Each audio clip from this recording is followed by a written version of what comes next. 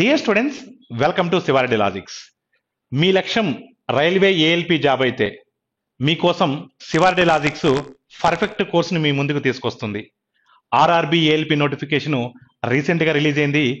RRB ALP సిలబస్లో మనకు maths, reasoning తర్వాత జనరల్ అవేర్నెస్, జనరల్ సైన్స్లో మనకు జనరల్ సైన్స్ అనేది చాలా ఇంపార్టెంట్. జనరల్ అవేర్నెస్ మరియు జనరల్ సైన్స్ నుండి మనకు 30 క్వశ్చన్స్ వస్తుంటే ఆ 30 క్వశ్చన్స్లో 20 క్వశ్చన్స్ జనరల్ సైన్స్ నుంచే వస్తున్నాయి. ఆ జనరల్ సైన్స్లో ఉన్నటువంటి బయాలజీ, ఫిజిక్స్, కెమిస్ట్రీ అనేది చాలా ఇంపార్టెంట్. మనము 2 months ముందే చెప్పాము రైల్వే ఏఎల్పి నోటిఫికేషన్ రాబోతుంది అని. అప్పుడు మనం ఏం చేసామంటే ప్రీవియస్ ఇయర్ క్వశ్చన్స్ని పర్ఫెక్ట్గా స్టడీ చేసి, పర్ఫెక్ట్గా అనాలిసిస్ చేసి, మనము ప్రీవియస్ ఇయర్ క్వశ్చన్స్ ఏ ఏరియాస్ నుంచి వస్తున్నాయి, మనకు సిలబస్ అంటే చాలా ఎక్కువ ఉంటుంది కానీ క్వశ్చన్స్ అనేవి ఒక పర్టికులర్ ఏరియాస్ నుంచి వస్తూ ఉంటాయి. ఏ ఏరియాస్ నుంచి క్వశ్చన్స్ వస్తున్నాయి ఆ ఏరియాస్ని ఐడెంటిఫై చేసి అప్డేటెడ్ ఎన్సీఆర్టీ బేస్డ్తో మనము ఆల్మోస్ట్ ఒక బయాలజీలోనే 45 hours ప్లస్ క్వాలిటీ రిచ్ కంటెంట్ని శివారెడ్డి లాజిక్స్ మీ ముందుకు తీసుకొస్తుంది. మీరు కావాలంటే మన బయాలజీ కంటెంట్తో మరి ఎక్కడైనా మీరు కంపేర్ చేసుకోవచ్చు. అంటే ఆన్లైన్లో 45 hours ప్లస్ కంటెంట్ అంటే అది ఆఫ్లైన్లో 90 hours కంటెంట్తో సమానం. బయాలజీ ఇంపార్టెంట్ కాబట్టి ప్రీవియస్ ఇయర్ పేపర్స్ని పర్ఫెక్ట్గా స్టడీ చేసి root level to fruit level స్టూడెంట్స్కి, అంటే రా డేటా అంతా ఎనాలిసిస్ చేసి స్టూడెంట్కి ఒక ఫ్రూట్ లెవెల్లో మనం ఈ కోర్సుని మీ ముందుకు తీసుకొస్తున్నాం. పర్ఫెక్ట్గా గిన మన కోర్సును ఫాలో అయినట్లయితే పొరపాటును కూడా క్వశ్చన్ మిస్ అవ్వదు. సో అంటే మీరు ఏ ఆర్గనైజేషన్తో అయినా మన కంటెంట్ని కంపేర్ చేసుకోవచ్చు. పర్ఫెక్ట్ కంటెంట్ రైల్వే ఏఎల్పికి మీకు శివారెడ్డి లాజిక్స్ మీకు తీసుకొస్తుంది. ప్రతి ఒక్క స్టూడెంట్ కూడా ఈ అద్భుత అవకాశాన్ని సద్వినియోగం చేసుకోండి. వచ్చిన అవకాశాన్ని పొరపాటున కూడా వదులుకోవద్దు. క్వాలిటీ దగ్గర కాంప్రమైజ్ అవ్వము, మనీ దగ్గర కూడా కాంప్రమైజ్ అవ్వము. మీరు మనీ ఎక్కువ ఉందని ఆలోచించొద్దు. మనీ ఎక్కువ ఉందంటే క్వాలిటీ ఉన్నట్టే. 100 రూపీస్ షర్ట్ 100 రూపీస్ లాగే ఉంటుంది, 500 రూపీస్ షర్ట్ 500 రూపీస్ లాగే ఉంటుంది, 5000 రూపీస్ షర్ట్ 5000 రూపీస్ లాగే ఉంటుంది. ఇప్పుడున్నటువంటి ఈ క్రూషియల్ స్టేజ్లో 6 సంవత్సరాల తర్వాత వచ్చినటువంటి నోటిఫికేషన్, అప్పుడు 6 సంవత్సరాల తర్వాత వచ్చిన నోటిఫికేషన్లో మీరు ప్రైస్ దగ్గర కాంప్రమైజ్ అవ్వద్దు, క్వాలిటీ దగ్గర కూడా కాంప్రమైజ్ అవ్వద్దు. మీకు పర్ఫెక్ట్గా మీ లక్ష్యము ఆర్ఆర్బి ఏఎల్పి జాబ్ అయితే సో శివారెడ్డి లాజిక్స్ అందిస్తున్నటువంటి ఈ పర్ఫెక్ట్ కోర్స్ని మీరు సబ్స్క్రిప్షన్ తీసుకోండి. సో మీరు కలలు కంటున్నటువంటి ఏఎల్పి జాబ్ని మీరు సొంతం చేసుకోండి. Thank you all of you. Hi students, this is your Vijay sir.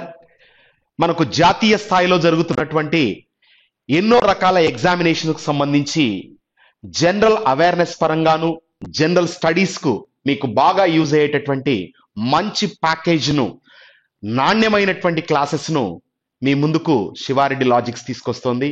మరి అందులో భాగంగా మనం తీసుకుంటే ఆర్ఆర్బికి సంబంధించి ఎన్టీపీసీ కానీ, గ్రూప్ డి కానీ, ఏఎల్పి కానీ, జేఈ కానీ, ఆర్పిఎఫ్లో ఎస్ఐ కానిస్టేబుల్కి సంబంధించి కానీ జనరల్ అవేర్నెస్ కు రిలేటెడ్ గా ఉన్నటువంటి మొత్తము బయాలజీ కంటెంట్ను మీకు ఎగ్జామినేషన్ పాయింట్ ఆఫ్ వ్యూలో కంప్లీట్ గా revised NCERT text book based గా మీ ముందుకు ఈ క్లాసెస్ అనేటటువంటివి తీసుకురావడం జరిగింది. మరి సార్ జస్ట్ మేము చదువుకుంటాం లేదా మేము వీడియోస్ చూస్తాం, మరి అంతవరకే మాకు యూజ్ అవుతుందా అంటే లేదు. మేమే మీకు 100 topic tests only biological science మీద, ఓన్లీ బయాలజీ, మళ్ళీ మెన్షన్ చేస్తున్నాను, 100 టాపిక్ టెస్ట్ ద్వారా మీకు ఈ యొక్క క్లాసెస్ ను అందించడం జరుగుతోంది.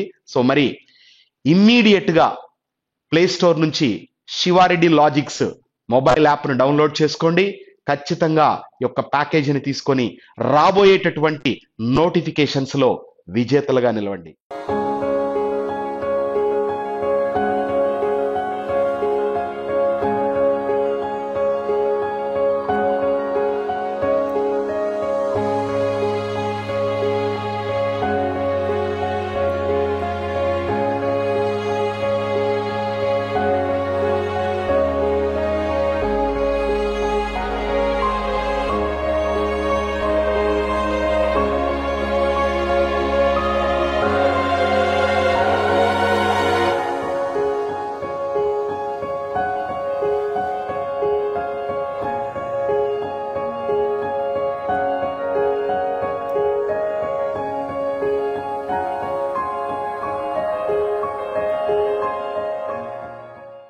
వివిధ రకాల జాతీయ స్థాయి పోటీ పరీక్షలలో మనం తీసుకున్నప్పుడు ప్రధానంగా జనరల్ అవేర్నెస్ అని కానీ లేదా జనరల్ స్టడీస్ అనేటటువంటి పేరుతో ఒక ప్రత్యేకమైనటువంటి సబ్జెక్టు మనకు ఉన్నది.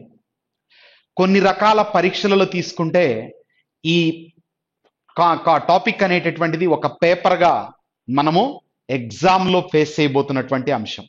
మరి ఈ జనరల్ అవేర్నెస్ కు సంబంధంగా కానీ జనరల్ స్టడీస్ పరంగా తీసుకున్నప్పుడు ఇది అనేక సబ్జెక్టులతో కూడుకున్నటువంటి ఒక సబ్జెక్టుగా మనం చెప్పుకోవాలి.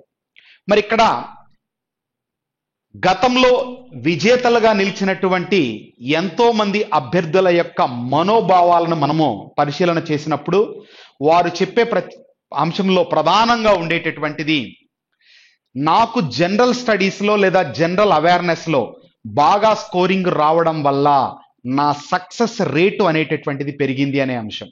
మరి ఇక్కడ దానిని దృష్టిలో ఉంచుకున్నప్పుడు ఇటు ఆర్ఆర్బి పరంగా కావచ్చు, ఎన్టీపీసీ కానీ, ఆర్ఆర్సి గ్రూప్ డి కానీ, ఎస్ఎస్సి సిజిఎల్ కానీ, ఇలా రకరకాల జాతీయ స్థాయి పోటీ పరీక్షలు అనేటటువంటివి అనేకం మనం ఫేస్ చేస్తున్నటువంటిది.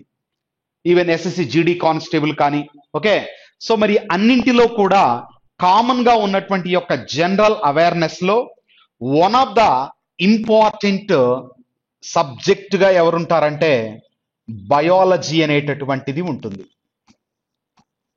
సో ఈ యొక్క బయాలజీ సబ్జెక్ట్ యొక్క పరిధి తక్కువగా ఉండడం ఒకటైతే, ఖచ్చితంగా బిట్స్ అనేటటువంటివి దీని నుంచి ప్రతి పోటీ పరీక్షలలో కూడా ప్రతి సంవత్సరం సంఖ్య పెరుగుతూ ఉన్నటువంటి పరిస్థితి. మరి దీనిని దృష్టిలో ఉంచుకొని ఈ యొక్క బయాలజీకి సంబంధంగా వివిధ రకాల జాతీయ పోటీ పరీక్షలకు సంబంధించి రైట్ జనరల్ అవేర్నెస్ కు ఉపయోగపడే విధంగా ముఖ్యంగా ఎస్ఎస్సి కావచ్చు, ఆర్ఆర్బి కావచ్చు, వీటిని టార్గెట్ చేస్తూ ఈ యొక్క ప్రత్యేకంగా ఈ సిలబస్ మనకు ఉపయోగపడే విధంగా Siva Reddy logics online YouTube classes ద్వారా మీకు అందించడం అనేటటువంటిది జరుగుతుంది. మరి ఇక్కడ ఈ జనరల్ అవేర్నెస్ లో బయాలజీకి సంబంధించి ఏ ఏ టాపిక్స్ ప్రధానంగా ఉంటాయి, సో మీకు సిలబస్ అనేటటువంటిది ప్రధానంగా ముందిస్తాను. సో ఆ టాపిక్స్ చూసిన తరువాత మనము ఒక్కొక్క దాని గురించి పూర్తిగా డిస్కస్ చేసుకుందాం. సో ఇక్కడ మీరు సిలబస్ తీసుకుంటే జీవశాస్త్రము లేదా బయాలజీకి సంబంధించినటువంటి సిలబస్ తీసుకున్నప్పుడు మొత్తము 10 చాప్టర్స్ మనకి ఇక్కడ సిలబస్ పరంగా ఉంటాయి. అందులో మొట్టమొదటిది సైటాలజీ మరియు హిస్టాలజీ. ఓకే, ఇది మొదటి టాపిక్ గా ఉండే పరిస్థితి, సైటాలజీ మరియు హిస్టాలజీ. తర్వాత రెండవ టాపిక్ గా మానవ శరీరము, అంతర నిర్మాణం మరియు శరీర ధర్మ క్రియలు. సో ముందుగా సిలబస్ చూద్దాం, ఆ తర్వాత ఒక్కొక్క దాని గురించి మీకు ఎక్స్ప్లెనేషన్ ఇస్తాను. సో మూడవ టాపిక్ గా పోషణ అనేటటువంటిది ఉంటుంది. నాలుగవ టాపిక్ గా మన పర్యావరణం. ఓకే, మన పర్యావరణం. ఐదవ టాపిక్ గా వ్యాధి విజ్ఞాన శాస్త్రం, వ్యాధి విజ్ఞాన శాస్త్రం. ఆరవ టాపిక్ గా తీసుకుంటే మొక్కలు ప్రాథమిక భావనలు. ఓకే, మొక్కలు ప్రాథమిక భావనలు. తర్వాత ఏడవ టాపిక్ గా తీసుకుంటే అనువంశికత మరియు పరిణామ క్రమం, అనువంశికత మరియు పరిణామ క్రమం. ఎనిమిదవ టాపిక్ గా తీసుకుంటే జీవ సామ్రాజ్య వర్గీకరణ. సో ఆర్ఆర్సి గ్రూప్ డిలో కానీ, ఎన్టీపీసీలో కానీ, తర్వాత ఎస్ఎస్సి పరంగా కూడా చాలా చాలా ఇంపార్టెంట్ అంశంలో ఇది ఒకటి. తర్వాత కొన్ని పరీక్షలలో మాత్రమే, కొన్ని ఎగ్జామ్స్ లో మాత్రమే పర్టికులర్ గా మనకు ఇచ్చేటటువంటి ఏరియానే ఈ యొక్క వ్యవసాయము మరియు జంతు సంవర్ధనం. ఇక 10వ టాపిక్ గా మనకు నిత్య జీవితంలో సైన్స్ అనేటటువంటిది ఉంటుంది. సో ఎవ్రీడే సైన్స్ అనేటటువంటి అంశముతో మనకు జనరల్ అవేర్నెస్ లో కూడా సిలబస్ ను మెన్షన్ చేయడం జరుగుతుంది. సైన్స్ ఇన్ ఎవ్రీడే లైఫ్ అని అంటారు. మరి దానికి అదనంగా ఇక్కడ శాఖలు మరియు కొన్ని ప్రత్యేకమైనటువంటి సైంటిఫిక్ ఇన్స్టిట్యూట్స్, సంస్థలు, తర్వాత మానవ సంక్షేమంలో ఓకే బయాలజీకి సంబంధం ఉన్నటువంటి పాత్ర అనేది అదనపు ఇన్ఫర్మేషన్ గా మీకు యాడ్ చేయడం అనేటటువంటిది జరుగుతుంది. ఓకే, ఇవి సిలబస్ పరంగా తీసుకున్నప్పుడు ఉండేటటువంటి టాపిక్స్. మరి ఇక్కడ ఒక్కొక్క దాని గురించి తీసుకుంటే మొదటి టాపిక్ ఏంటండి, సైటాలజీ మరియు హిస్టాలజీ. మరి యొక్క సైటాలజీ మరియు హిస్టాలజీ అనేటటువంటి టాపిక్స్ తీసుకుంటే గత పరీక్షలలో మనకి ఇచ్చినటువంటి కొన్ని ప్రశ్నలను గనక మనం పరిశీలన చేస్తే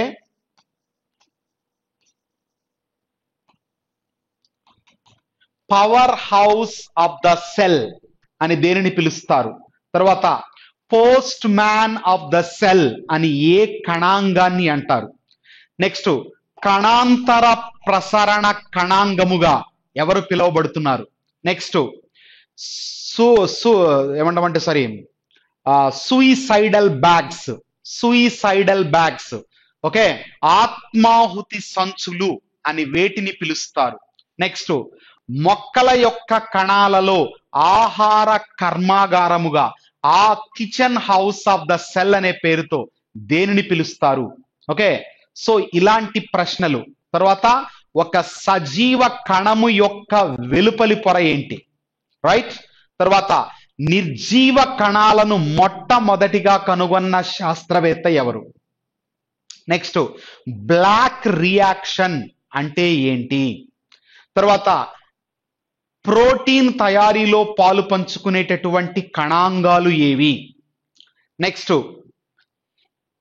కాలేయ కణాలకు విష పదార్థాలను నిర్వీర్యము చేసే స్వభావము ఏ అంతర్జీవ ద్రవ్య జాలము ద్వారా కలుగుతుంది, నెక్స్ట్ వృక్ష కణము జంతు కణానికి ఉన్న ప్రాథమికమైన తేడా ఏంటి, తరువాత కేంద్రక పూర్వ జీవులు మరియు నిజ కేంద్రక జీవుల యొక్క ప్రధానమైనటువంటి తేడా ఏమిటి, క్రింది ఏ కణాలలో లేదా ఏ జీవులలో త్వచము చేత ఆవరించబడిన కణాంగాలు ఉంటాయి, కణాంగాలు ఉండవు.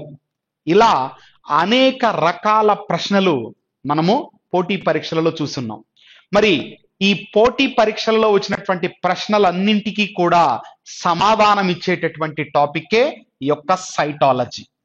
ఓకే, సో కణము, దాని యొక్క నిర్మాణము, దాని యొక్క విధులు, అందులో ఉండేటటువంటి వివిధ అంశాలు మొత్తాన్ని గురించి అధ్యయనము చేయడాన్నే సైటాలజీ లేదా కణ జీవ శాస్త్రం అని పిలుస్తారు. ఓకే, సో ఈ యొక్క కణ జీవ శాస్త్రంలో కణము యొక్క నిర్మాణము కావచ్చు, కణములకు సంబంధించినటువంటి ప్రాథమిక భావనలు. Okay, so as per the latest NCERT text book ప్రకారం మనం తీసుకుంటే ఒక సజీవ కణంలో ప్రధానంగా 3 భాగాలు కనబడతాయి. ఒకటి ప్లాస్మా త్వచము, 2 జీవ పదార్థము, 3 కేంద్రకం.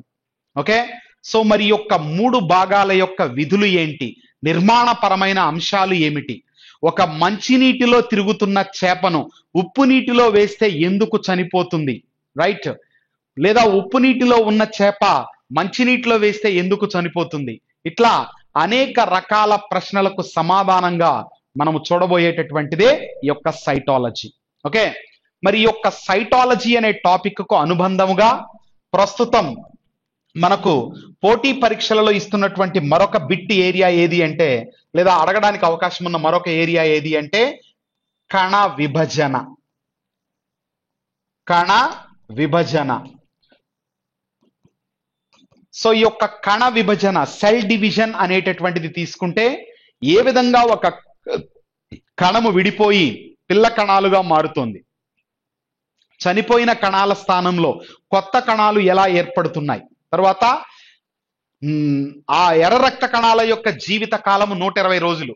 మరి 120 రోజుల తర్వాత ఏమవుతుంది, కొత్త కణాలు పుడతాయి. మరి ఈ కొత్త కణాల పుట్టుక ఎలా జరుగుతుంది. ఓకే, తర్వాత ప్రతి తరంలో కూడా క్రోమోజోముల యొక్క సంఖ్య ఎలా నిర్దిష్టంగా ఉండగలుగుతున్నాం?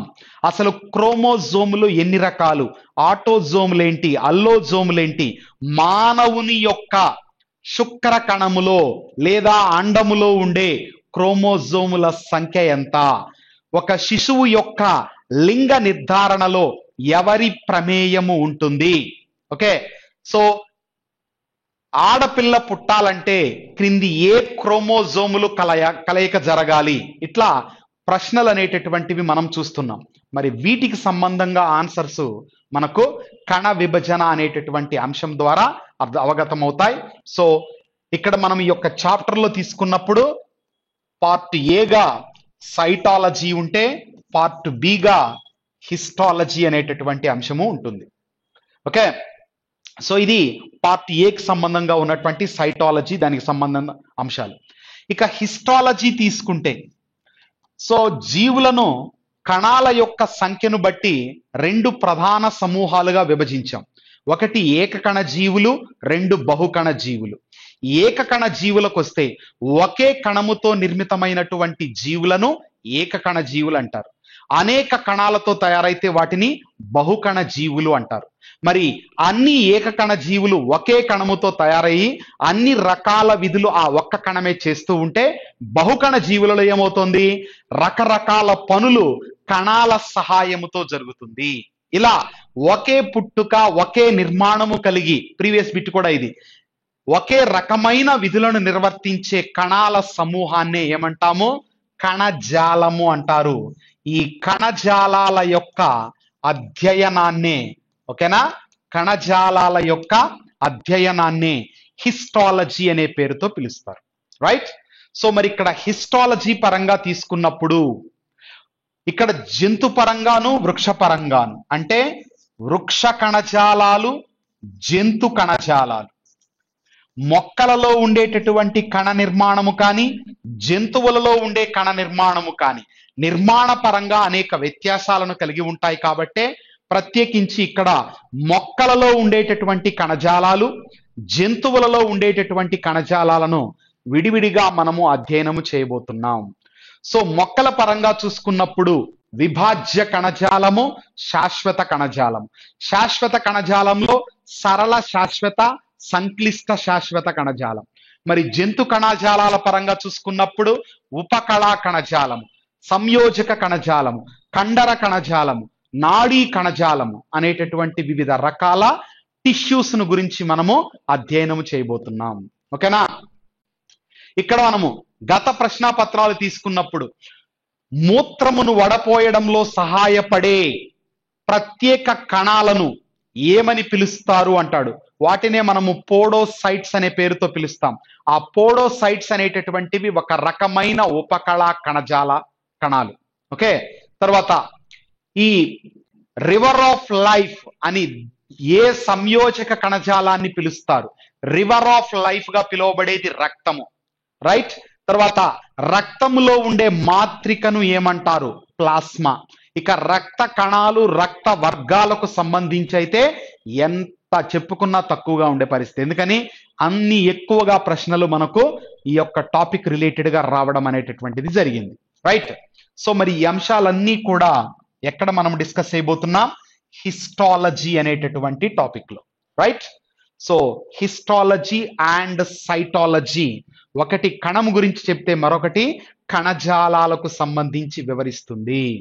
ఓకేనా? రైట్, ఇది మొదటి టాపిక్ అయినటువంటి సైటాలజీ, హిస్టాలజీ. ఇక రెండవ టాపిక్ తీసుకుంటే మానవ శరీరము, అంతర నిర్మాణము మరియు శరీర ధర్మక్రియలు. సో ఇక్కడ మానవ శరీరము అనేటటువంటిది తీసుకుంటే చాలా సింపుల్ గా ఒక లాజిక్ ని మీకు చెప్తాను చూడండి.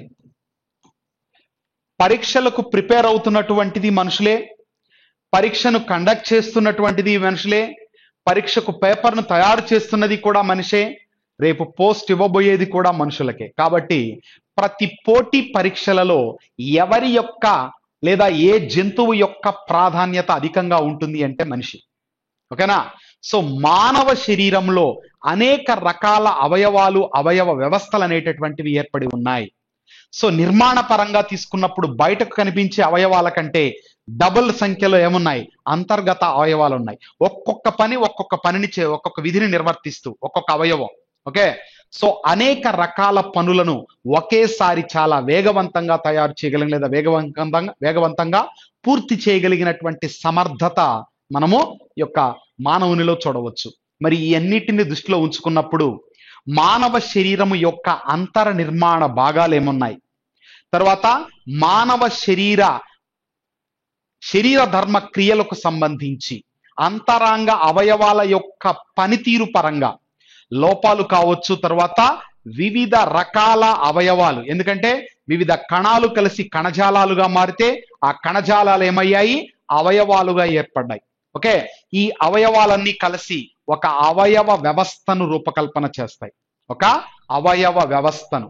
మరి వివిధ రకాల అవయవ వ్యవస్థలతో కూడినటువంటి ఒక ప్రత్యేక నిర్మాణము మనము మానవుని దేహంలో చూడవచ్చు. రైట్, మరి ఈ వివిధ రకాల అవయవ వ్యవస్థలు కావచ్చు, తర్వాత వివిధ రకాల అవయవాలు కావచ్చు, వాటికి సంబంధం ఉన్నటువంటి మానవునిలో రసాయన కర్మాగారముగా ఎవరిని పిలుస్తారు, తర్వాత మానవ శరీరంలో అతి ప్రధాన గ్రంథి అని దేనిని అంటారు, తర్వాత మానవ శరీరంలో అతి పెద్ద గ్రంథి అని కానీ అతి పెద్ద అవయవం అనే పేరుతో దేనిని పిలుస్తారు. ఇట్లా తర్వాత ఇక వ్యవస్థలకు సంబంధించి అయితే అస్థిపంజర వ్యవస్థ, కండర వ్యవస్థ, జీర్ణ వ్యవస్థ, నాడీ వ్యవస్థ, రక్త ప్రసరణ వ్యవస్థ, శ్వాస వ్యవస్థ, ప్రత్యుత్పత్తి వ్యవస్థ. ఓకే, ఇలా అనేక వ్యవస్థలతో కూడినటువంటి ప్రశ్నలు లేదా వ్యవస్థల సంబంధంగా ఉన్నటువంటి క్వశ్చన్స్ మనకు ఎగ్జామ్ లో రావడం జరిగింది. మరి ఇలాంటి ప్రశ్నలకు సమాధానమే ఈ యొక్క చాప్టర్. ఓకే, తర్వాత ఈ మానవ శరీరము అంతర నిర్మాణము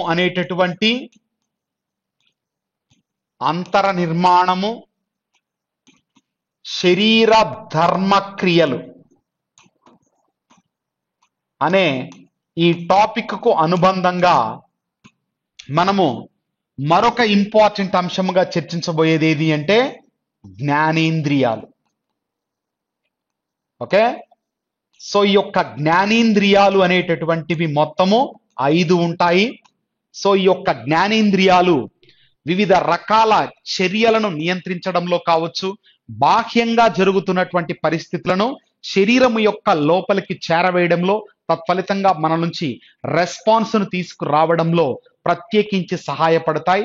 అందుకనే వీటిని మానవ శరీరము యొక్క కిటికీలుగా, the windows of the human బాడీగా వీటిని అభివర్ణిస్తారంటే ఈ జ్ఞానేంద్రియాలు. మరి దీంతో పాటు ఈ యొక్క జ్ఞానేంద్రియాలు అనేటటువంటి టాపిక్ ను కూడా మనము డిస్కస్ చేయబోతున్నాం. ఓకే, సో కన్ను, చెవి, ముక్కు, నాలుక, చర్మము, వాటి యొక్క నిర్మాణపరమైన అంశాలు, ఆ అవయవాలకు సంబంధంగా వచ్చేటటువంటి రకరకాల వ్యాధులను కూడా ప్రత్యేకించి మనము చూడబోతూ ఉన్నాం. రైట్, సో ఇది 2వ టాపిక్ గా మనం తీసుకున్నప్పుడు మానవ శరీరము, అంతర నిర్మాణము, శరీర ధర్మ క్రియలు, ఇక దీంతో పాటు జ్ఞానేంద్రియాలు అనేటటువంటి అంశము. జ్ఞానేంద్రియాలతో పాటుగా చాలా బ్రీఫ్ గా మనము డిస్కస్ చేయబోయే అంశము ప్రథమ చికిత్స, ఫస్ట్ ఎయిడ్. చాలా తక్కువగా ఉంటుంది సమాచారం, ముఖ్యంగా పాము కాటు, తేలు కాటు లాంటివి జస్ట్ మనము ఎన్సిఆర్టి టెక్స్టువల్ బేస్డ్ గా ఉన్న అంశాలను ఇక్కడ చూస్తాం. ఓకేనా, రైట్. ఇక 3వ టాపిక్ గా మనం తీసుకుంటే దట్ ఈస్ కాల్డ్ పోషణ అంటాం. ఓకేనా, సో ఉన్నటువంటి సిలబస్ పరంగా తీసుకున్నప్పుడు హై వోల్టేజ్ టాపిక్లలో ఒకటిగా దేనిని పిలుస్తారు, ఈ యొక్క పోషణ అనేటటువంటి టాపిక్ ను పిలుస్తారు.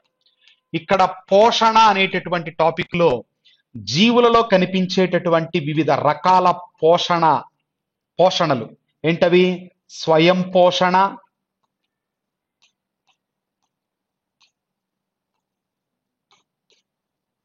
పరపోషణ,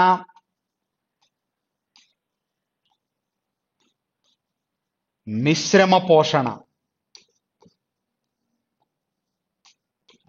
సో ఈ అంశాలు మనం ప్రధానంగా దృష్టిని కేంద్రీకరిస్తూ ఇక్కడ మొక్కలలో ఆకుపచ్చని మొక్కలు తమంతట తాముగా ఆహారాన్ని తయారు చేసుకుంటాయని తెలుసు మనకు. పత్రహరితము లేదా క్లోరోఫిల్ ను కలిగి ఉంటాయి. ఇవి తాము తయారు చేసుకున్న ఆహారాన్ని ఇతర జీవులకు అందిస్తాయి. అలా మొక్కలపై ఆధారపడేటటువంటి జంతువులు కానీ లేదా పత్రహరితము లోపించినటువంటి మొక్కలను కానీ ఏమని పిలుస్తారు? పరపోషకాలుగా పిలుస్తారు. ఓకేనా? తమంతట తాముగా తయారు చేసుకుంటే స్వయం పోషకాలుగా పిలుస్తారు.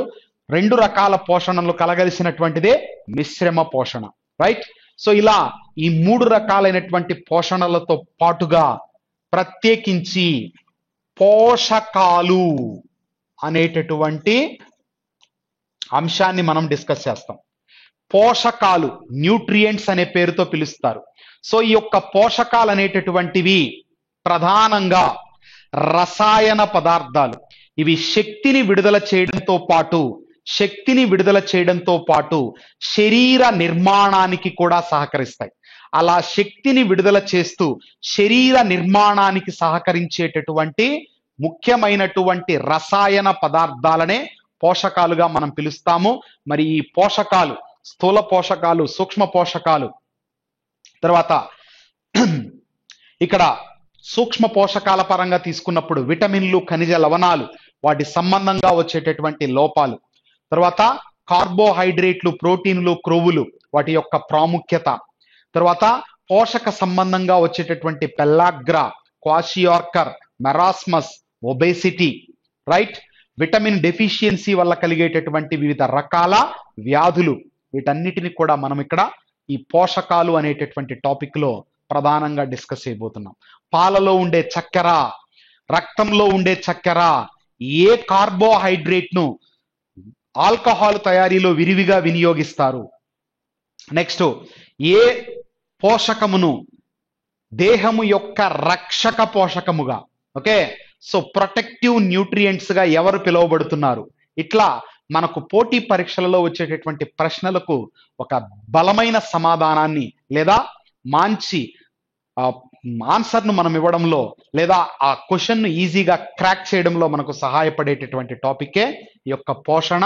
అందులో భాగంగా మనం డిస్కస్ చేయబోయే పోషకాలు అనేటటువంటి అంశం. Okay, so this is the third important topic that we are going to discuss, పోషణ.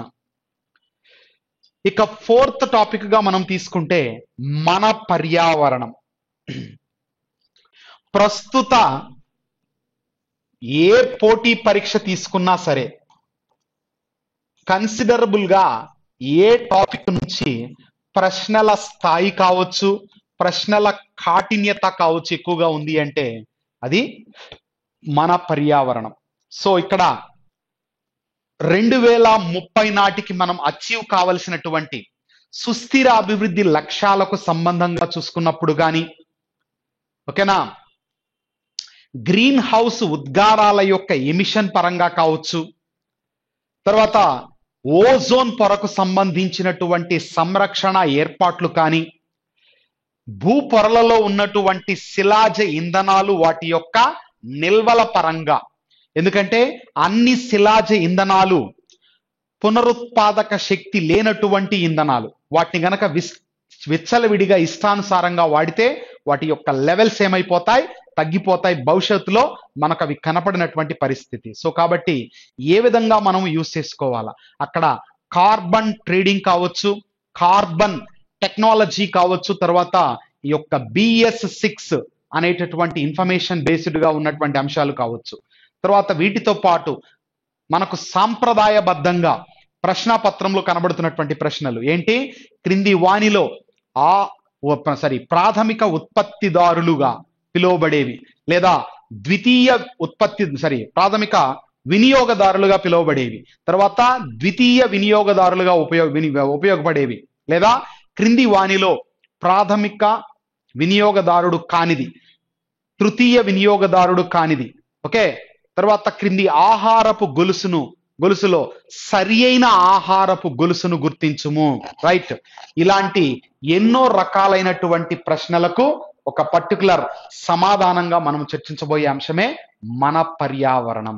ఓకే, సో ఈ యొక్క మన పర్యావరణంలో వివిధ రకాల కాలుష్యకాలు ఎలా ప్రవేశిస్తున్నాయి, ఏ విధంగా జైవిక వృద్ధీకరణ, జైవిక వ్యవస్థాపన అనేటటువంటి ముఖ్యమైన పదాలు మనం వింటున్నాం, రైట్? సో ఇక్కడ ఎండోసల్ఫాన్ ట్రాజెడీ కానీ, మిథైల్ మెర్క్యూరీ వల్ల వచ్చినటువంటి మినమేటా వ్యాధి కానీ, జపాన్లో చూసినటువంటి ఇటాయి వ్యాధి కానీ, ఓకే?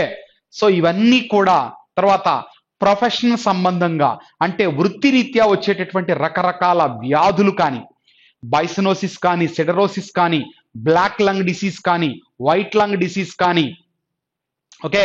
సో ఇలాంటివన్నీ కూడా మనము ప్రత్యేకించి ఈ యొక్క టాపిక్ ద్వారా గుర్తించబోతూ ఉన్నాం లేదా అధ్యయనం చేయబోతూ ఉన్నాం. సో మన పర్యావరణం అనేటటువంటి టాపిక్ లో ఆవరణ శాస్త్ర సంబంధమైన అంశాలతో పాటు కాలుష్యము, తర్వాత పర్యావరణ సంబంధిత సమస్యలు అనేటటువంటి 3 అంశాలను మనం ప్రధానంగా ఎంచుకొని ఈ యొక్క టాపిక్ ను డిస్కస్ చేసుకోవడం అనేటటువంటిది జరుగుతుంది. Okay, right. దిస్ ఈజ్ మన పర్యావరణం అనేటటువంటి అంశము సంబంధంగా లేదా టాపిక్ సంబంధంగా మనము డిస్కస్ చేయబోయేటటువంటి అంశాలు. ఇక మన పర్యావరణం అనేటటువంటి టాపిక్ తర్వాత 5వ టాపిక్ గా మనకు ఉండేటటువంటిది వ్యాధి విజ్ఞాన శాస్త్రం. ఇక్కడ మనకు కోవిడ్ పాండమిక్ సిచ్యువేషన్ నుంచి బయటపడిన తరువాత మనము ఎదుర్కొన్నటువంటి ప్రతి పోటీ పరీక్షలలో కూడా ప్రత్యేకించి అడుగుతున్నటువంటి టాపిక్ ఈ యొక్క వ్యాధి విజ్ఞాన శాస్త్రం. సో వ్యాధి అంటే ఏంటి, తర్వాత వ్యాధులలో రకాలు ఏమేమి ఉన్నాయి, ఓకే, తర్వాత ప్రపంచ ఆరోగ్య సంస్థ వ్యాధికి సంబంధించి ఎటువంటి సూచనలు, ఆరోగ్యానికి సంబంధించి ఎటువంటి నిర్వచనాన్ని ఇచ్చి ఉంది, తర్వాత ఈ వ్యాధులను ఏ విధంగా ప్రపంచ ఆరోగ్య సంస్థ ఎపిడమిక్ వ్యాధులుగా, పాండమిక్ వ్యాధులుగా, స్పొరాడిక్ వ్యాధులుగా, తర్వాత ఎండమిక్ వ్యాధులుగా వివరించడం లేదా క్లాసిఫై చేయడం అనేటటువంటిది జరుగుతుంది. తర్వాత ఈ యొక్క నావెల్ కరోనా వైరస్, నావెల్ అనే పేరు ఎప్పుడు పెడతారు, నెక్స్ట్ కోవిడ్ సంబంధంగా ఉన్నటువంటి సమాచారం, తర్వాత దాని సంబంధమైనటువంటి వ్యాక్సిన్స్ యొక్క ప్రాసెస్ కానీ, లేదా యాంటీబయాటిక్స్ యొక్క మేకింగ్ కానీ, ఓకే, జబ్బు రాకముందు ఇస్తే వ్యాక్సిన్, జబ్బు వచ్చిన తర్వాత తీసుకునేది యాంటీబయాటిక్, రైట్? సో మరి యాంటీబయాటిక్స్ కానీ వ్యాక్సిన్స్ కానీ వాటి యొక్క రూపకల్పన, వాటికి సంబంధించిన అంశాలు. ఇక వీటితో పాటు మనకు ఎప్పటి నుంచో ప్రశ్నాపత్రంలో రొటీన్ గా కనబడుతున్నటువంటి ప్రశ్నలు, క్రింది వానిలో వైరస్ వ్యాధి కానిది, క్రింది వానిలో బ్యాక్టీరియాల సంబంధంగా వచ్చు వ్యాధులు, క్రింది సమూహంలో ఏ వ్యాధులు పరాన్న జీవుల ద్వారా కలగవు, క్రింది సమూహంలో ఏ వ్యాధులు వ్యాధికారక సూక్ష్మ జీవుల ద్వారా సంక్రమించవు. ఓకే, సో ఇట్లాంటి ప్రశ్నలు మనము చూస్తూ ఉన్నాం. మరి వీటన్నిటికీ కూడా మనము బదులు ఇవ్వాలి అంటే డిస్కస్ చేసుకోవాల్సిన టాపిక్ లేదా అధ్యయనం చేయాల్సినటువంటి టాపిక్ వ్యాధి విజ్ఞాన శాస్త్రం. ఇక్కడ వ్యాధుల యొక్క వర్గీకరణ, ఓకే, తర్వాత వైరస్సు, బ్యాక్టీరియా, శిలీంధ్రాలు, పరాన్న జీవులైనటువంటి ప్రోటోజోవా, తర్వాత హెల్మెంతిస్ పరాన్న జీవులైనటువంటి నెమటోడా, తర్వాత ప్లాటీ హెల్మెంతిస్, ఈ జీవుల ద్వారా కలిగేటటువంటి వ్యాధులు, వాటికి సంబంధించిన చికిత్సా విధానాలు, ఇటు ప్రొఫైలాక్సిస్ కావచ్చు, దానికి సంబంధించినటువంటి ట్రీట్మెంట్ కావచ్చు, వీటన్నిటినీ కూడా మనము ఈ యొక్క స్పెషల్ టాపిక్ అయినటువంటి వ్యాధి విజ్ఞాన శాస్త్రం. మరి ఇక్కడే కొంత అంశంగా అంటే ప్రధానంగా మొక్కల సంబంధంగా ఉన్నటువంటి కొన్ని రకాల వ్యాధులను కూడా ప్రత్యేకించి ఈ యొక్క టాపిక్ లో మనము డిస్కస్ చేయబోతున్నాం. Okay, so this is going to be an important topic which is going to cover almost ఇటు కరెంట్ రిలేటెడ్ గా మరియు స్టాక్ రిలేటెడ్ గా. ఎందుకంటే ఇక్కడ ఒక వైరస్ సంబంధంగా కావచ్చు, ఒక బ్యాక్టీరియా సంబంధంగా కావచ్చు, లేదా కొత్తగా మనకు కనబడుతున్నటువంటి కొన్ని రకాల వ్యాధులు ఏదైతే కరెంట్ ఈవెంట్స్ పరంగా మనకు పేపర్లో న్యూస్లో వస్తాయో వాటిని కూడా మనం ఇక్కడ ప్రత్యేకించి యాడ్ చేసుకొని డిస్కస్ చేసుకోవడం ద్వారా పూర్తి సమాచారాన్ని పొందడానికి అవకాశం అనేది ఉంటుంది. మరి ఇలాంటి అంశాల సమూహారంతో మనం ఈ యొక్క వ్యాధి విజ్ఞాన శాస్త్రం, పాథాలజీ అనే పేరుతో దీనిని పిలుస్తారు. ఏమంటారు? పాథాలజీ. ఓకే, సో ఈ యొక్క పాథాలజీ అనేటటువంటి టాపిక్ ను మనము డిస్కస్ చేయబోయడం అనేది జరుగుతుంది. ఓకేనా, రైట్. సో కాబట్టి ఇక్కడ చాలా చాలా కాన్సన్ట్రేట్ చేయాల్సిన టాపిక్స్ లో ఇది ఒకటి. ఎందుకంటే ఇటు కరెంటు స్టాక్ రెండింటి పరంగా మనకు అవసరమైనటువంటిది. ఓకే, ఒక వ్యాక్సిన్ యొక్క మేకింగ్ అనేటటువంటిది స్టాక్ అయితే, కొత్తగా కనుగొనబడినటువంటి వ్యాక్సిన్ల పరంగా ఉండేటటువంటి సమాచారం, ఇటు వైరస్ కానీ బ్యాక్టీరియా కానీ ఇతరత్ర సూక్ష్మ జీవుల ద్వారా కలిగే వ్యాధులు స్టాక్ అయితే, దాని అనుబంధంగా వస్తున్నటువంటి వివిధ రకాల వ్యాధుల పరంగా కావచ్చు. ఇట్లా ప్రతిదీ కూడా మనము క్షుణ్ణంగా ఇటు కరెంటుతో లింకప్ చేసుకొని అధ్యయనం. ఇలాగే మన పర్యావరణం అనేటటువంటి టాపిక్ లో కూడా కరెంటు సంబంధంగా వచ్చేటటువంటి అంశాలను మనము దాంతో జోడించుకోవాలి. ఎందుకంటే పర్యావరణ సంబంధంగా అనేక కరెంట్ ఈవెంట్స్ అనేటటువంటివి మనకు వస్తూనే ఉంటాయి. సో వాటిని ఇక్కడ మింగిల్ చేసుకోవడం ద్వారా, ఉదాహరణకు ఒక నోబెల్ బహుమతి వైద్య శాస్త్రానికి సంబంధించి ఇచ్చినప్పుడు కూడా దాని రిలేటెడ్ గా బయాలజీలో ఎక్కడో ఒక చోట స్టాక్ పాయింట్ అనేటటువంటిది లేదా స్టాటిక్ ఇన్ఫర్మేషన్ అనేది మనకు ఉంటుంది. సో దానిని అక్కడ మనము లింకప్ చేసుకోవడం ద్వారా ప్రత్యేకించి అధ్యయనం చేయాల్సినటువంటి అవసరం. Right, that is the fifth important topic, వ్యాధి విజ్ఞాన శాస్త్రము అనేటటువంటిది. ఓకేనా, రైట్. ఇక ఈ వ్యాధి విజ్ఞాన శాస్త్రము అనేటటువంటి 5వ టాపిక్ తర్వాత మనము డిస్కస్ చేయబోయేటటువంటి 6వ టాపిక్ మొక్కలు ప్రాథమిక భావనలు.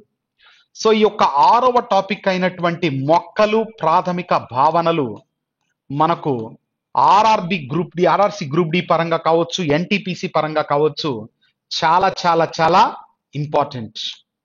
సో ఈ యొక్క ప్రాథమిక భావనలు అనేటటువంటివి తీసుకుంటే, ముఖ్యంగా ఒక మొక్కను మనం తీసుకున్నప్పుడు ఏ ఏ ప్రధాన భాగాలు అక్కడ మనకు కనబడతాయి.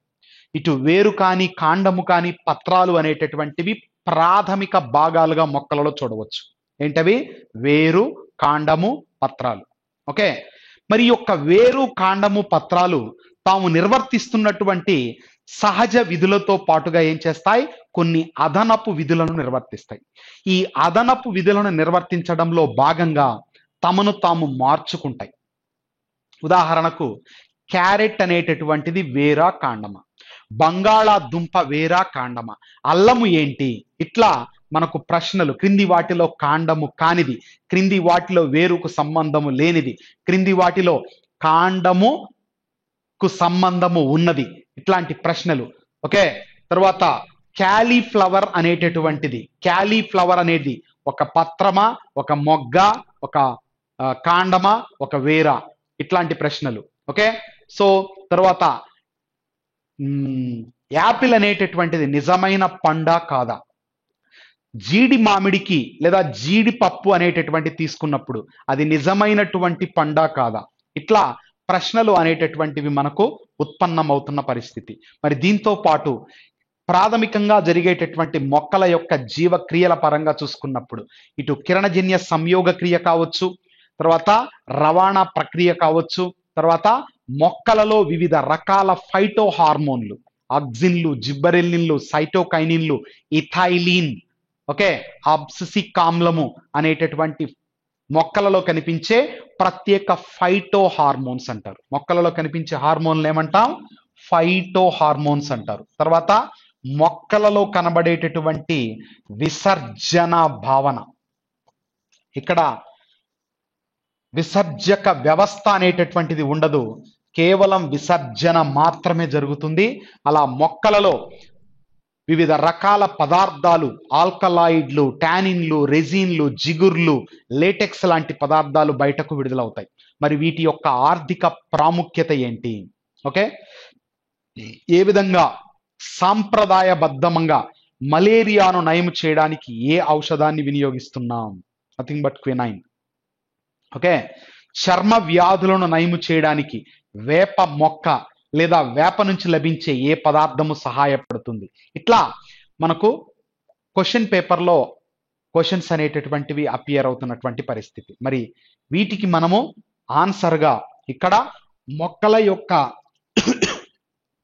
అంతర నిర్మాణము, బాహ్య భాగాలతో పాటు వాటి యొక్క రూపాంతరాలతో పాటు మొక్కలకు సంబంధించినటువంటి వివిధ రకాల జీవన ప్రక్రియలు లేదా జీవన విధానాలు ఏవైతే ఉన్నాయో వాటన్నిటిని కూడా మనము స్టడీ చేయడం. తర్వాత దీంతో పాటు మొక్కలలో జరిగేటటువంటి ప్రత్యుత్పత్తి ప్రక్రియ, రీప్రొడక్షన్ ప్రాసెస్కి వచ్చినప్పుడు ఏ విధంగా పుష్పము నుంచి కాయ, ఫలము అనేటటువంటిది అభివృద్ధి చెందుతుంది. ఓకేనా, తర్వాత విత్తనము, దానికి సంబంధించినటువంటి లక్షణాలు ఏంటి, ఏ విధంగా విత్తన వ్యాప్తి అనేటటువంటిది మొక్కల ద్వారా జరుగుతుంది లేదా జంతువులు వివిధ రకాల జీవుల ద్వారా జరుగుతుంది. ఇలాంటి అంశాలన్నీ కూడా మనము ఈ యొక్క మొక్కలు ప్రాథమిక భావనలు.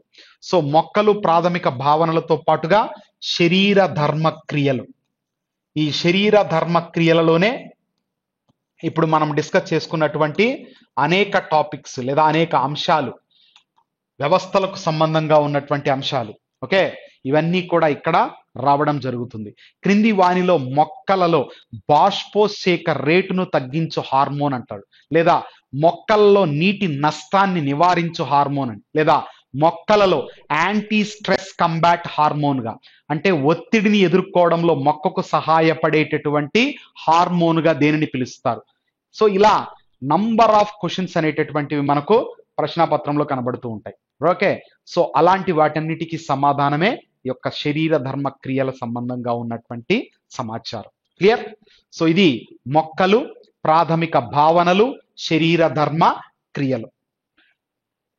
ఇక 7వ టాపిక్ గా మనం తీసుకుంటే అనువంశికత మరియు పరిణామ క్రమం.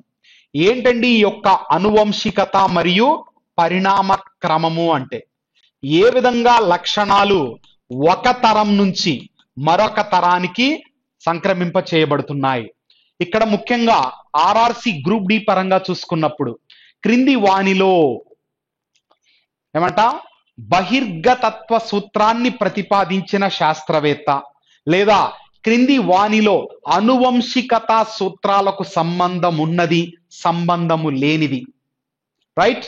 తర్వాత బఠానీ మొక్కలో ఎంపిక చేసుకున్నటువంటి లక్షణాల పరమైనటువంటి బిట్లు, తర్వాత జన్యు సంబంధంగా వచ్చేటటువంటి వ్యాధులు. ఓకే, సో హీమోఫీలియా కానీ, సికిల్ సెల్ అనీమియా, కొడవలి కణ రక్తహీనత, తలసీమియా లాంటి వ్యాధులు కానీ, డుచెన్నె మస్కులార్ డెస్ట్రోఫీ, డుచెన్నె కండర క్షీణత అనేటటువంటి వ్యాధులు కానీ, తర్వాత ఇటు ఆటోజోమ్స్ అల్లోజోమ్ సంబంధంగా అంటే లైంగిక క్రోమోజోములు మరియు దైహిక క్రోమోజోముల పరంగా వచ్చే Down's syndrome, Turner syndrome, Klinefelter syndrome, cri du chat syndrome. Okay, ఇలాంటి జన్యుపరమైన వ్యాధులు గుర్తుంచుకోండి. ఇక్కడ జన్యుపరంగా వచ్చేటటువంటి ఏ వ్యాధికి కూడా మందు ఉండదు. ఓకే, సో మందు లేని వ్యాధులు, పుట్టుకతోనే సంక్రమించేటటువంటి వ్యాధులు యొక్క జన్యు వ్యాధులు. సో కాబట్టి జన్యు వ్యాధుల సంబంధంగా ఉన్నటువంటి కంప్లీట్ ఇన్ఫర్మేషన్, ఓకేనా, మనము పూర్తిగా అధ్యయనము చేయాల్సినటువంటి ఒక ఇంపార్టెంట్ టాపిక్ గా అనువంశికత అనేటటువంటిది ఉంటుంది. ఓకే, మరి యొక్క అనువంశికత అనేటటువంటి ఈ 7th టాపిక్ లో మరొక పార్ట్ గా మనకు చేర్చబడినదే పరిణామ క్రమం. ఏంటండి అది? పరిణామ క్రమం. సో దీనినే మనము ఇంగ్లీష్ లో ఎవల్యూషన్ అనే పేరుతో పిలుస్తాం. ఏమంటాము? ఎవల్యూషన్. సో మరి ఇక్కడ పరిణామ క్రమము అంటే అర్థము మనం ఫస్ట్ తెలుసుకోవాలి. ఒక జీవి అంటే సరళంగా నిర్మాణమును కలిగి ఏక కణముగా నిర్మితమై, ఒకే కణముతో నిర్మితమై జస్ట్ సింపుల్ గా తన పనులు చేసుకుంటూ పోతున్నటువంటి ఒక కణము ఎలా ఒక బహుకణ జీవిగా మారింది. భూమిపై మొట్టమొదటిగా పుట్టినటువంటి సైనోబాక్టీరియా అనేటటువంటి ఏకకణ జంతు జీవి ఎలా అన్ని భాగాలు బాగా అభివృద్ధి చెంది, అన్ని అవయవాలు వాటి యొక్క పీక్ లెవెల్లో అభివృద్ధి చెంది ఉన్నటువంటి మానవునిగా రూపాంతరం చెందింది. ఓకేనా? సో ఎలా రకరకాల తరాలలో జీవుల యొక్క అభివృద్ధి అనేటటువంటిది ఇటు జూలాజికల్ టైం స్కేల్ అంటాం, zoological time scale. Okay, so భౌగోళిక వయస్సును బేస్ చేసుకొని జరిగే ప్రాసెస్. తర్వాత ఇక్కడ మనం గత ప్రశ్నాపత్రాలు తీసుకుంటే ప్రధానంగా ప్రీబయోటిక్ సూప్ అని కానీ, తర్వాత ఈ యొక్క ఒపెరాన్, ఓకే, నెక్స్ట్ హరాల్డ్ యూరేక్ సంబంధంగా ఉన్నటువంటి ప్రయోగ ఫలితాలు కావచ్చు, జీవము పుట్టుకకు సంబంధించిన లక్షణాల పరంగా, తర్వాత భూమి యొక్క లేదా జీవం యొక్క పుట్టుక కోసం ప్రతిపాదించబడినటువంటి సిద్ధాంతాలు, నెక్స్ట్ పరిణామ క్రమాన్ని వివరించడానికి ప్రతిపాదించబడిన లామార్కిజం, లామార్క్ ప్రతిపాదన చేశాడు, డార్వినిజం, చార్లెస్ డార్విన్ ప్రతిపాదించాడు. మరి ఈ పరిణామ క్రమ ప్రక్రియకు నిదర్శనాలుగా ఇక్కడ నిర్మాణ సామ్య అవయవాలు, క్రియా సామ్య అవయవాలు, తర్వాత పిండోత్పత్తి శాస్త్ర నిదర్శనాలు, శిలాజ శాస్త్ర నిదర్శనాలు, తర్వాత సంధాన సేతువులు, ఓకే, ఇలాంటి ఎన్నో అంశాలను ఇక ఫైనల్ గా మనం ఈ యొక్క టాపిక్ లో ఏ విధంగా మానవుని యొక్క పరిణామ క్రమం అంటే మానవుని యొక్క అభివృద్ధి ఎలా డ్రయోపిథికస్, రామాపిథికస్, ఆస్ట్రలోపిథికస్, ఓకే, ఇలాంటి కోతులను పోలినటువంటి దేహ నిర్మాణము కలిగినటువంటి మానవుని యొక్క పూర్వ మానవుడు ఎలా క్రోమాగ్నస్ లేదా ఆధునిక మానవుడైన హోమోసెపియన్స్ గా రూపాంతరము చెందాడు. So that is human evolution అనేటటువంటి అంశము ద్వారా అక్కడ మనము ప్రత్యేకించి డిస్కస్ చేయబోతూ ఉన్నటువంటి పరిస్థితి.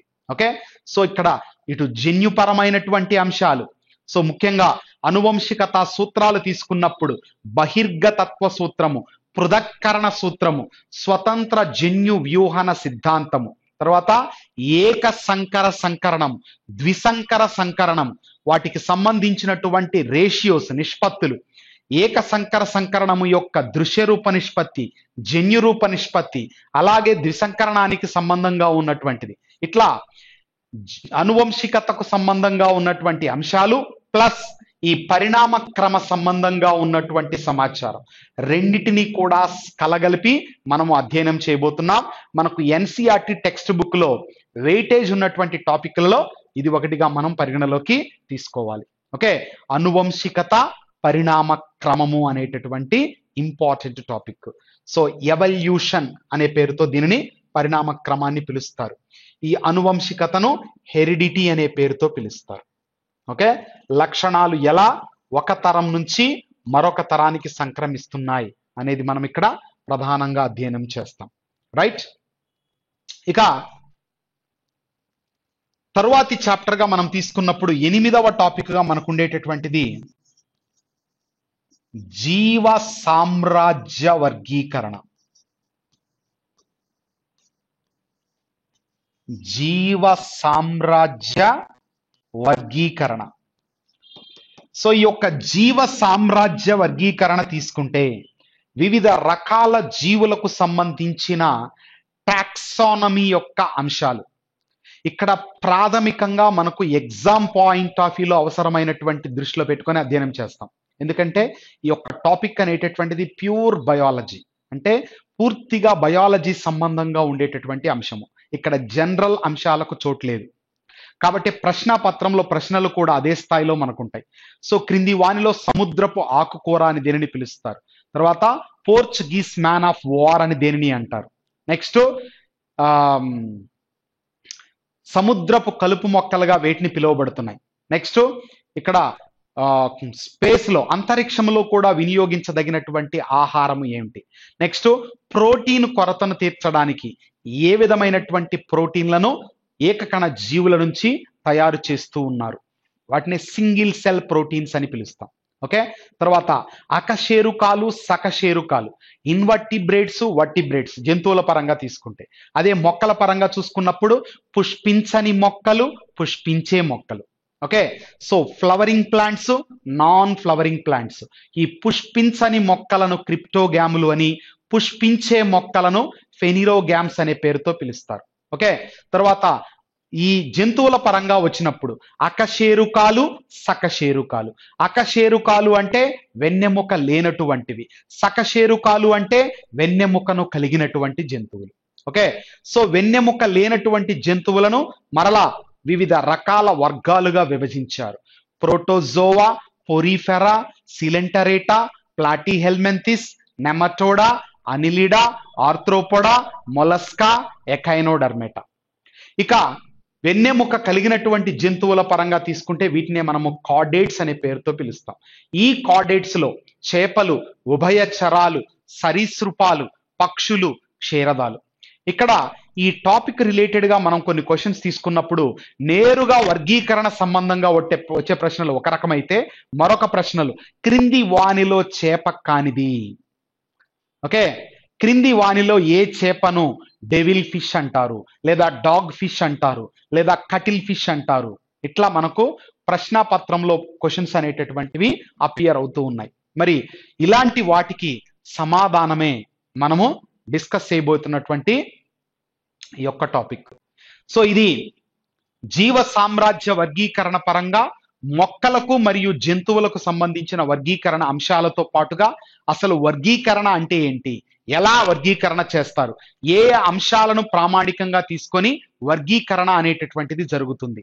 తర్వాత ఇక్కడ మనం చూసుకున్నప్పుడు ప్రత్యేకించి ఏమంటామంటే దాన్ని టాక్సానమీ అనేటటువంటి విభాగానికి సంబంధంగా ఉన్న క్యారోలస్ లినేయస్ కావచ్చు, తర్వాత అరిస్టాటిల్ కావచ్చు, వివిధ శాస్త్రవేత్తలు ప్రతిపాదించబడినటువంటి రాజ్యాలు, సామ్రాజ్యాల వర్గీకరణ, 2 రాజ్యాలు, 3 రాజ్యాలు, 4 రాజ్యాలు, 5 రాజ్యాలు, 6 రాజ్యాల వర్గీకరణ, 2 సామ్రాజ్యాల వర్గీకరణ, డొమైన్ల వర్గీకరణ, ఇట్లా వివిధ రకాల. తర్వాత జాతి ప్రజాతికి సంబంధించినటువంటి కాన్సెప్ట్.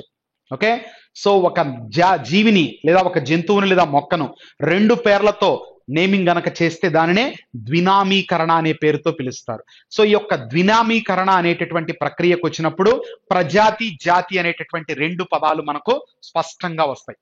ఉదాహరణకు హోమో సెపియన్స్ అనేది మానవ శాస్త్రీయ నామం అయితే అక్కడ హోమో అనేది ప్రజాతి నామము, సెపియన్స్ అనేటటువంటిది జాతి నామం అవుతుంది. రైట్.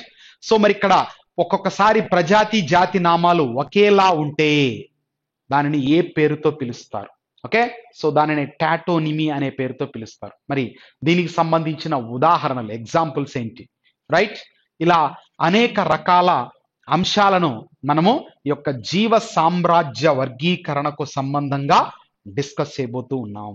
ఓకే, సో ఇటు మొక్కలు అటు జంతువులు రెండిటిని కూడా ఇక్కడ మనం కవర్ చేస్తాం.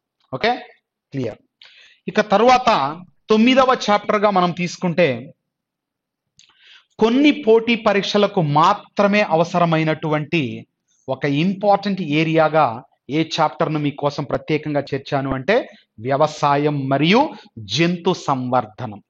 ఇక్కడ మనకు సిలబస్ పరంగా లేనప్పటికీ కూడా ఎగ్జామ్ పేపర్లో మాత్రం మనకు ఎగ్జామ్ క్వశ్చన్స్ అనేవి టచ్ అవుతున్నాయి. సో ఇక్కడ తేనెటీగల పెంపకానికి సంబంధించి కావచ్చు, పాల ఉత్పత్తికి సంబంధించిన గేదె, ఆవు జాతులు కావచ్చు, నెక్స్ట్ పాలను నిల్వ చేసేటటువంటి పాశ్చరైజేషన్ విధానము కావచ్చు. ఓకే, తర్వాత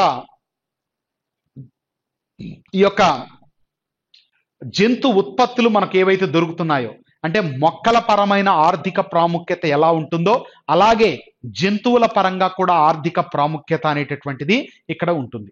రైట్. సో ఉన్నిను తయారు చేసే విధానంలో దశలు కావచ్చు, కాటన్ నుంచి కాటన్ ఫైబర్ను ఎక్స్ట్రాక్ట్ చేసుకొని వాటిని దారాలుగా తయారు చేసి కాటన్ దుస్తులను తయారు చేయడం కావచ్చు. ఓకే, సో ఇలా జంతు సంవర్ధనం, వివిధ రకాల చేపల పెంపక పద్ధతులు, తర్వాత మంచినీటి చేపలు, తర్వాత ఇటు ఉప్పు నీటి చేపలు. ఓకే, సో వీటన్నిటిని కూడా మనం ఇక్కడ ప్రత్యేకించి యాడ్ చేసుకుంటాం. తర్వాత వ్యవసాయ పరంగా వచ్చినప్పుడు వ్యవసాయ అనుబంధంగా, వ్యవసాయ సంబంధంగా ఉన్నటువంటి సమాచారము మనకి ఎన్సీఆర్టీ టెక్స్ట్ బుక్ లో పుష్కలంగా దొరుకుతుంది. సో కాబట్టి ద మోస్ట్ ఇంపార్టెంట్ ఏరియాగా దీన్ని మనము అధ్యయనం చేసుకోవాల్సిన అవసరం. చాలా సింపుల్ గా ఉంటుంది టాపిక్, బట్ ఎగ్జామ్ లో క్వశ్చన్ అపియర్ అయినప్పుడు మాత్రం చాలా సమయస్ఫూర్తితో లేదా పూర్తి అవగాహనతో అధ్యయనం చేసే విధంగా ఆన్సర్ పెట్టడానికి అవకాశం ఉండే విధంగా ప్రశ్నలు అడుగుతూ ఉన్నటువంటిది. సో కాబట్టి వ్యవసాయము మరియు జంతు సంవర్ధనం అనేటటువంటి ఈ యొక్క టాపిక్ ను మనం ఇక్కడ డిస్కస్ చేస్తాం. ఓకే, సో ఈ కొన్ని పోటీ పరీక్షలకు మాత్రమే ఇది అవసరం అవుతుంది అనుకున్నాను. సో కొన్నిటికి మీరు వాటిని స్కిప్ చేసుకోవచ్చు కూడా, బట్ బ్రీఫ్ గా స్టడీ చేయడం ద్వారా ఎలాంటి ప్రశ్న మనకు ఉత్పన్నమైనా సరే ఆన్సర్ చేయడానికి అవకాశం అనేది ఇక్కడ మనకు కల్పించబడుతుంది. రైట్. ఇక 10వ టాపిక్ గా తీసుకుంటే నిత్య జీవితంలో science. Okay, science in everyday life, ఇదే మనకు జనరల్ అవేర్నెస్ లో టాపిక్ గా ఉండేటటువంటి పరిస్థితి. సో కాబట్టి ఇక్కడ నిత్య జీవితంలో సైన్స్ యొక్క ఉపయోగం అనేటటువంటిది ఎలా ఉంది, ఇక్కడ జీవశాస్త్రము అనే కాంటెక్స్ట్ ను బేస్ చేసుకొని మనము మొత్తము టాపిక్స్ ను అధ్యయనం చేయడం అనేటటువంటిది జరుగుతుంది. ఓకే, తర్వాత ఇక్కడ నిత్య జీవిత అన్వయాలు అనేటటువంటివి మనమేం ప్రత్యేకంగా డిస్కస్ చేసుకోము, కానీ ఎక్కడైతే టాపిక్స్ వారీగా అంటే మిగిలినటువంటి 9 చాప్టర్స్ లో వచ్చినటువంటివే ప్రధానంగా దీనికి అనుబంధంగా ఉంటాయి కాబట్టి అక్కడ మనం డిస్కస్ చేస్తాం. అయితే మనకు ఈ యొక్క టాపిక్ రిలేటెడ్గా మీకు అదనంగా ఏం చేర్చానంటే జీవశాస్త్రానికి సంబంధంగా ఉన్నటువంటి వివిధ రకాల శాఖలు, ప్రాథమికంగా సైన్స్ శాఖలను చూస్తాము. ఆ తర్వాత బయాలజీకి రిలేటెడ్గా ఉన్నటువంటి ప్రాథమిక శాఖలైనటువంటి బాటనీ, జువాలజీ, వృక్షశాస్త్రము, జంతు శాస్త్రం, దానికి అనుబంధంగా ఉన్నటువంటి శాఖలు. తర్వాత వివిధ రకాల సంస్థలు, ఇటు ఇండియన్ రైస్ రీసెర్చ్ ఇన్స్టిట్యూట్ కావచ్చు, Indian council of medical research కావచ్చు, ఓకే, ఐసిఎంఆర్ అంటారు. తర్వాత నేషనల్ ఇన్స్టిట్యూట్ ఆఫ్ వైరాలజీ కావచ్చు, తర్వాత ఇండియన్ వెటర్నరీ ఇన్స్టిట్యూట్ కావచ్చు, వెటర్నరీ రీసెర్చ్ ఇన్స్టిట్యూట్ కావచ్చు. ఇట్లా కొన్ని ప్రత్యేక సంస్థలు మనకు న్యూస్ లో వచ్చినప్పుడు వాటి రిలేటెడ్ గా క్వశ్చన్స్ అనేటటువంటివి ఎగ్జామ్ లో టచ్ చేయడం జరుగుతుంది. మరి దాన్ని కూడా ఇక్కడ మీకు ప్రత్యేక సంస్థలు అనేటటువంటిది యాడ్ చేయడం ద్వారా మొత్తము భారతదేశంలో ఉన్నటువంటి వివిధ రకాల శాస్త్రీయ సంస్థలను మీ ముందుకు తీసుకురావడం అనే దానికి ప్రయత్నం జరుగుతుంది. తర్వాత మానవ సంక్షేమంలో జీవశాస్త్రం యొక్క పాత్ర, అంటే ఎలా హ్యూమన్ యొక్క లైఫ్ లో, మానవుని యొక్క జీవితంలో బయాలజీ అనేటటువంటిది అత్యంత కీలక పాత్రను పోషిస్తుంది. ఓకే, మానవ సంబంధంగా ఎలాంటి ఉత్పత్తులను మనకు జీవశాస్త్రం ఇస్తోంది. ఇటు వ్యాక్సిన్లు కావచ్చు, యాంటీబయాటిక్స్ కావచ్చు, హ్యూమిలిన్ అనేటటువంటి హ్యూమన్ ఇన్సులిన్ కావచ్చు, తర్వాత జన్యు మార్పిడి ద్వారా ఉత్పత్తి చేయబడినటువంటి బీటీ కాటన్ కానీ, బీటీ బ్రింజాల్ కానీ, తర్వాత ఈ గోల్డెన్ రైస్, తర్వాత రోజీ అనేటటువంటి ఆవు కానీ, అంటే ట్రాన్స్జెనిక్ ప్లాంట్స్, ట్రాన్స్జెనిక్ యానిమల్స్ పరంగా, బయోఫోర్టిఫైడ్ కాంపోనెంట్స్ పరంగా, తర్వాత వివిధ రకాల మొక్కల, జంతువుల ఉత్పత్తులకు సంబంధంగా ఉన్నటువంటి ఆర్థిక పరమైనటువంటి అంశాలు కావచ్చు.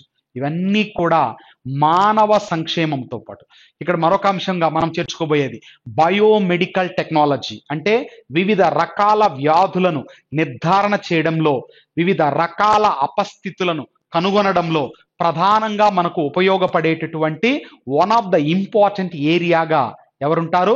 ఈ యొక్క మెడిసిన్, అంటే వైద్య శాస్త్రము. మరి ఈ యొక్క వైద్య శాస్త్రంకు టెక్నాలజీని అన్వయించినప్పుడు దాన్నే బయోమెడికల్ టెక్నాలజీ అనే పేరుతో పిలుస్తారు. ఈసీజీ, ఈఈజీ, ఎంఆర్ఐ స్కాన్ కావచ్చు, సిటీ స్కాన్ కావచ్చు, వాటికి సంబంధంగా ఉన్నటువంటి సమాచారం మొత్తము కూడా యొక్క మానవ సంక్షేమం అనేటటువంటి ప్రత్యేక కాన్సెప్ట్ లో మనము నేర్చుకోవడం అనేటటువంటిది జరుగుతుంది. ఓకే, సో ఇది ఓవరాల్ గా మనకు ఇటు ఆర్ఆర్బికి సంబంధంగా కావచ్చు, ఎన్టీపీసీ, ఆర్ఆర్సీ, గ్రూప్ డి కానీ, ఎస్ఎస్సి, సిజిఎల్ ఓరియంటెడ్ గా సాగుతున్నటువంటి అనేక జాతీయ పోటీ పరీక్షలకు సంబంధంగా జనరల్ అవేర్నెస్ లో లేదా జనరల్ స్టడీస్ లో భాగంగా జనరల్ సైన్స్ కు సంబంధించి ఉన్నటువంటి జీవశాస్త్ర సిలబస్ పరమైనటువంటి అంశాలు. ఓకే, సో ఒక్కసారి మొత్తము టాపిక్స్ తీసుకుంటే ఇక్కడ మనకు సైటాలజీ, హిస్టాలజీ, మానవ శరీరము, అంతర నిర్మాణ శరీర ధర్మక్రియలు. ఇదే మనము 7వ చాప్టర్లో ఏం చేస్తాం? 7వ చాప్టర్లో ఏం చేస్తాం? సో 6వ టాపిక్ లో మొక్కలకు సంబంధించిన అంశాలను, ఓకే, మొక్కలకు సంబంధించినటువంటి అంశాలను స్టడీ చేయడం అనేటటువంటిది జరుగుతుంది. ఓకే, సో తర్వాత వ్యాధి విజ్ఞాన శాస్త్రము, మన పర్యావరణము, తర్వాత మొక్కలకు సంబంధించి అనువంశికత, జీవ సామ్రాజ్య వర్గీకరణ, వ్యవసాయము, నిత్య జీవితంలో సైన్స్, ఇలా ప్రతి కేటగిరీకి సంబంధించి ప్రతి ఎగ్జామ్ను టార్గెట్ చేస్తూ, ఓకే, క్షుణ్ణంగా ఇన్ ఏ డీటెయిల్డ్ మేనర్గా, ఎందుకంటే చాలా మంది అభ్యర్థులు సైన్స్ బ్యాక్గ్రౌండ్ లేకుండా ఉండేటటువంటి పరిస్థితి.